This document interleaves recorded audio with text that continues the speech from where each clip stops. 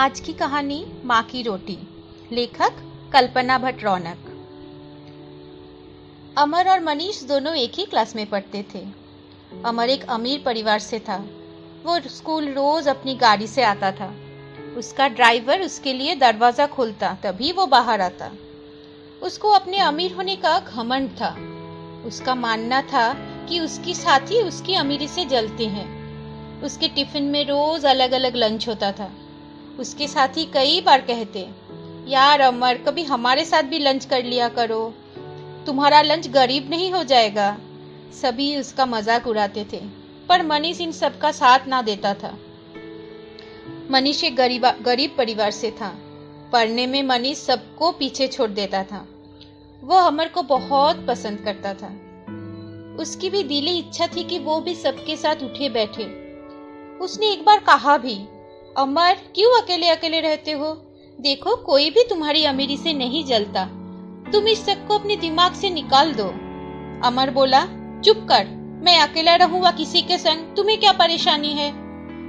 अमर का रवैया देख मनीष ने कहा, मुझे कोई परेशानी नहीं है दोस्त, तुम ही अकेले रह जाते हो, इसलिए दुख होता है। अमर और मनीष एक तरह से पड़ोसी थे। अमर के विशाल मकान के बिल्कुल सामने ही एक टूटी फूटी झुग्गी थी जिसमें मनीष रहता था। कई बार अपनी खिड़की से मनीष को अपने दोस्तों के साथ खेलते हुए देखता भी था। उसका कई बार मन भी होता था सब बच्चों के साथ खेले, पर गरीब बच्चों के साथ खेलने की परमिशन नहीं थी उसको।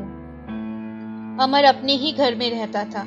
उसके घर में उसके डैडी, मम्मी, 4 नौकर, एक चौकीदार और एक रसोई बनाने वाली भी थी। शाम को टेबल पर बैठकर वो डिनर करता था। कई बार उसको अकेले ही डिनर करना पड़ता था। उसके डैडी टूर रहते थे और मम्मी किट्टी पार्टी में बिजी हो जाती थी। घर में सब सुख सुविधाएं थी, पर अकेलापन अमर को उदास कर देता था। कई बार वो भूखा ही सो जाता था। मनीष के बहुत समझाने पर भी अमर उसके साथ उठना बैठना पसंद नहीं करता था। एक दिन उनकी टीचर ने घोषणा की कि अगले हफ्ते उनके क्लास की पिकनिक होगी। जो विद्यार्थी जाना चाहे वो 300 रुपए जमा करवा दे। अमर और दूसरे साथी खुश हो गए। मनीष भी खुश था, पर इतने रुपए। उसके पिताजी एक मजदूर थे और माँ घरों में खाना पकाने का काम करती थी। इतने रुपए का इंतजाम हो पाएगा? मनीष मन ही मन में सोचा, पर उसने अपनी परेशानी किसी और पर जाहिर नहीं होने दी। घर जाकर उसने अपने पिताजी से बात की, पर उन्होंने उसको टाल दिया। पर फिर माँ के समझाने पर उन्होंने कहा, ठीक है बेटा, चलो जाना, कुछ ना कुछ बंदोबस्त कर दूंगा, चले जाना। माँ ने कहा, अब चिंता ना करो, मैंने कुछ रुपए बचा कर रखे हैं, देखती हूँ कितने हैं। उन्होंने एक पुरानी सी संदूक खोली। उसमें से फटे पुराने कपड़ों की पोटली से उन्होंने 250 रुपए निकाले। अब जरूरत थी सिर्फ 50 रुपए की। अगले दिन मजदूरी में मनीष के पिताजी को 500 रुपए प्राप्त हुए। उन्होंने मनीष से कहा, बेटा, ये लो पूरे 300 रुपए, अपनी टीचर को दे देना। मनीष का चेहरा बता रहा था कि वो बहुत खुश था। उसने उन रुपए को अपनी बस्ते में रखते और स्कूल पहुंचकर अपनी ही टीचर को जल्दी से दे दिया। पिकनिक के दिन सभी बच्चे खुश नजर आ रहे थे। सब बच्चों की लाइन बनवाई गई और बारी बारी से सभी को बस में बिठाया गया। बस जैसे ही स्टार्ट हुई, सभी ने शोर मचाया।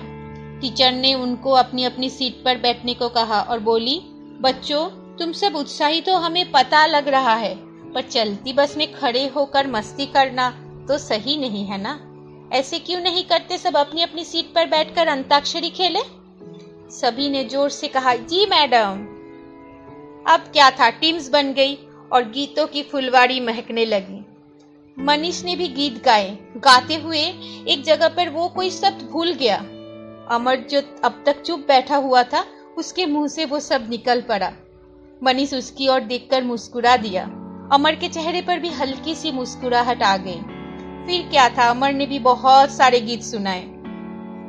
इन सब के बीच पिकनिक स्पॉट भी आ गया। सफर में समय का पता भी नहीं चला। वहां बच्चों ने घूमा और खूब मस्ती की। दोपहर होने की थी। टीचर्स ने कहा, पहले कुछ खा लो फिर खेलना। बच्चों ने गोला बना लिया और सब अपने अपने ग्रुप में बैठ गए। अमर कुछ उदास लगा। मनीष ने उसकी तरफ देखा, मानो कुछ भाप लिया था उसने। अमर की तरफ बढ़कर उसने पूछा, क्या हुआ अमर, उदास क्यों हो गए? अमर ने उसकी तरफ उदासी भरे लहजे से कहा, मैं अपना लंच लाना भूल गया हूँ। बस इतनी सी बात? मेरी माँ ने ज्यादा ही दिया है, आओ साथ मिलकर खाते हैं। पर मैं कैसे? अमर ने पूछा। अमर, अन्य अन्य ही होता है, ये ना गरीब होता है ना अमीर। अब ज्यादा मत सोचो और बैठो। देखो ये सब्जी, रोटी, प्याज और चटनी, इसको खाकर देखो। मेरी माँ बहुत अच्छा खाना बनाती है। तो क्या तुम्हारी माँ खाना बनाती है? मेरे घर में तो बाई आती है। ये कहकर चुप हो गया अमर। भाई मेरे, हम तुम्हारी तरह अमीर नहीं है। मनीष ने अपना डिब्बा खोला। दोनों ने एक साथ भोजन किया। माँ के हाथ की बनी रोटी ने अमर को गदगद कर दिया। आज जो ऐसा स्वाद उसने कभी पहले महसूस नहीं किया था। गरीब की रोटी ने अमर के अंदर प्यार भर दिया। अब पिकनिक से लौटते वक्त अमर और मनीष साथ ही बैठे थे। दोनों बहुत खुश नजर आ रहे थे।